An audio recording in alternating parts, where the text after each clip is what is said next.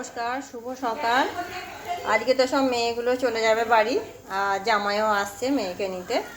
রান্না করেছি পটল ভাজা, আর এখানে আছে ঝুরি আলু ভাজা, মানে ভেজে পাঁপড়, আলু আর বাদাম, এই যে বাদাম আর কারি পাতা ভেজে রেখেছি করকরে থাকবে বলে। আর এখানে হয়েছে মটন, মটন হচ্ছে, আর এটা হচ্ছে চিকেন। মেয়েগুলো যেহেতু মটন খায় না, ওদের জন্য চিকেন হচ্ছে। আর রান্না করেছি জামাইয়ের জন্য একটু মিক্স রাইস করেছি। তোমরা প্রথম থেকে শেষ পর্যন্ত দেখতে থাকো, আশা করি তোমাদের ভালো লাগবে ভিডিওটা। আর আমাদের তো একটু চায়ের নেশা আছে, তোমাদের তো বলেইছি। দিদিরা আর আমার একটু চা করে নিলাম। এটা জামাইয়ের থালাটা, এই যে মিক্স রাইস আর মটন দিয়েছি। আর এটা হচ্ছে তার পরের দিনের ভিডিও। কাল আর কিছু ভিডিও করতে পারিনি, একটুখানি করেছিলাম। আর এটা হচ্ছে তার পরের দিন।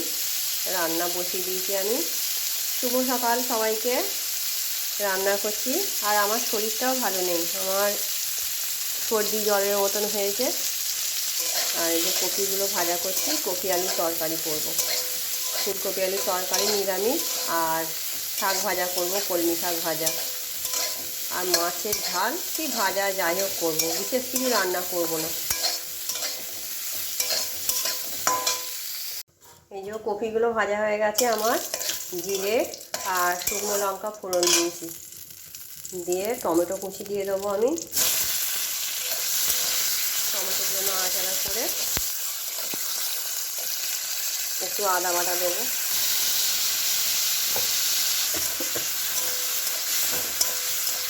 একটু মশলাটা কষে নিই। হলুদ করে দিলাম, লঙ্কা গুঁড়ো,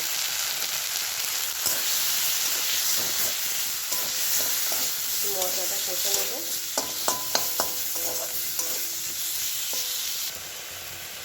নুন দিলাম, একটু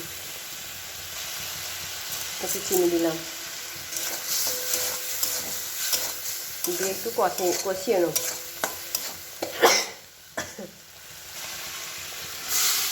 আলুগুলো সেদ্ধ করেছিলাম মশলার মধ্যে দিয়ে দিলাম, ভাজা কপিগুলো দিয়ে দিলাম এতে। এই যে আমার আলু কপির তরকারি হয়ে গেছে। একটু ঝোলঝোলই করেছি, ডাল ফাল আর করবো না গো, আজকে অল্পর ওপর দিয়েই সারবো রান্না। মেনুতে কী আছে তোমরা তো দেখতেই পেলে।